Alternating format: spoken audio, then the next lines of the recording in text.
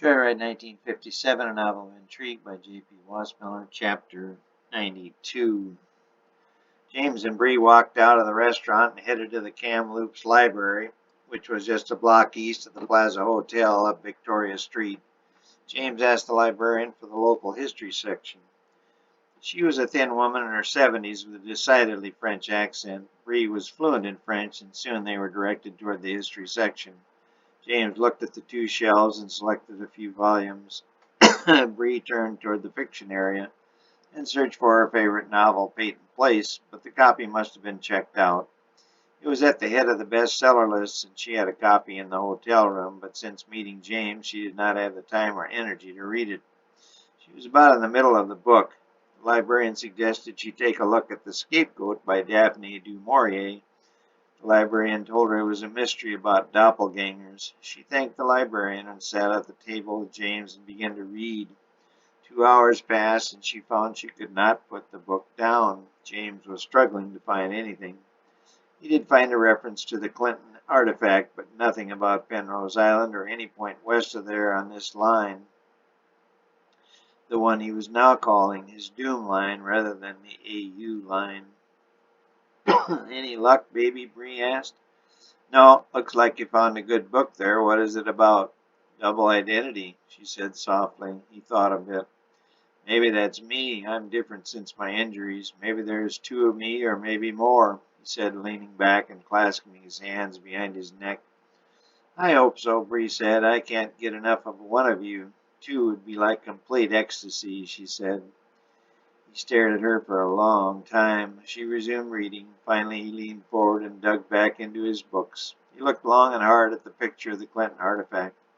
It all seemed to be just zeros and nines, L's and T's. He soon resumed his previous position. After another hour of Bree enjoyment and James' futility, the librarian came to their table. The library closes in 10 minutes, she said, smiling. She then returned to straighten up the tables and her desk.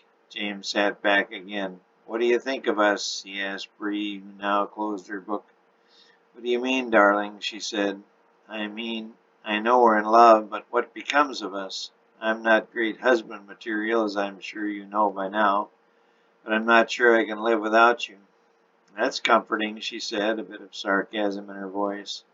I mean, I understand, and I'm learning more about you every day, and I like what I see and feel more and more, Bree said, sliding her chair next to his. I know love conquers all, but I'm on this treasure hunt which may never end, and I may just chase around the country. I'm not very faithful and sometimes rude. These clonks on the head haven't helped, he said, staring down at her soft hands. Love's the ruler. All we can do is give it time. It will work out or it won't, she said.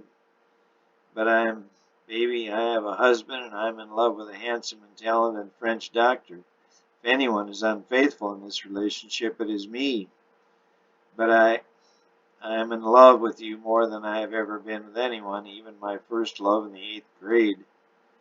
James smiled and squeezed her hand. You are an angel. I really do love you. And for that reason, I want to be with you. I want to be able to love you, but I don't know the future. My husband may hunt us down. He's very capable of killing us both, but I hope and pray our love wins, and I want to try.